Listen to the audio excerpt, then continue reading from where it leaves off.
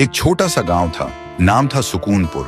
वहां एक पेड़ था, गुलाबी पत्तों से भरा हुआ, जो सिर्फ छांव नहीं, सुकून भी देता था। जो भी उस पेड़ के नीचे आकर आराम करता था, हर किसी ने बोला, ये पेड़ में कुछ चमत्कारी है। जब भी इधर रुकता हूँ तो एक सुकून मिलता है।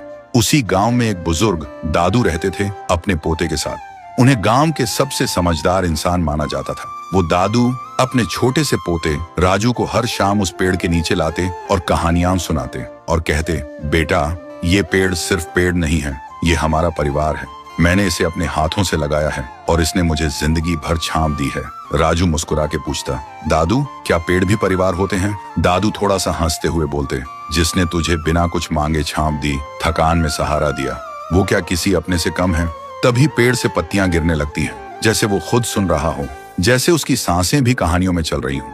वक्त गुजरता गया, दादू बूढ़े हो गए और एक दिन दुनिया छोड़ गए और राजू भी अकेला उदास हो गया था। अब राजू हर दिन उसी पेड़ के नीचे लेट कर रहता था। एक दिन वो आंखों में आंसू लेकर पेड़ को देख के बोलता है, दादू, आइए ना, मुझे कहानी सुननी है। मैं खुद को बहुत ही अकेला महसूस करता हूँ। तभी पेड़ बोलने लगता है, राजू, तू अकेला नहीं है, मैं हूं ना, तेरा परिवार। राजू चौंक जाता है और बोलता है, तुम कैसे बोल सकते हो?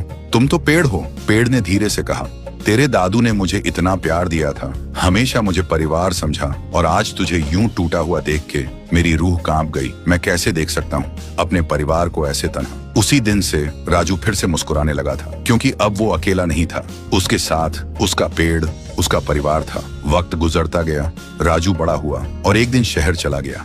गांव की जमीन बिक गई और एक दिन उसी पेड़ को भी काटने का वक्त आ गया। जब पेड़ गिरा, ऐसा लगा जैसे कोई दिल टूट गया हो, जैसे कहानी अधूरी रह गई हो।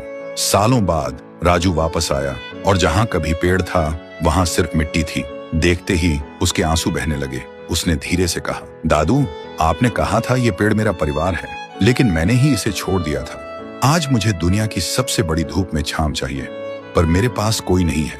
आप नहीं हो, और जिसे परिवार बोला वो पेड़ भी नहीं रहा। राजू फिर से अकेला हो गया, लेकिन तभी जमीन की मिट्टी में से आवाज आई, राजू, मत रो, मैं हूं ना, तेरा पेड़, तेरा परिवार। तुझसे दादू की हर कहानी सुनी, तेरे हंसने की गूंज मेरे तन में अब भी घूमती है। मैं गया नहीं हूँ, मैं तेरे साथ हूँ। जब तक तू मुझे याद रखेगा, मैं तेरे साथ जीता रहूंगा। राजू चौंक गया, आंखों में आंसू पर एक हल्की सी मुस्कान। उसने वहीं एक छोटा सा पौधा लगाया और एक स्लेट पे लिखा, जिसने बिना कुछ कहे तुझे सब कुछ दिया, उसे कभी मत तोड़ना, चाहे वो पेड़ हो या रिश्ता।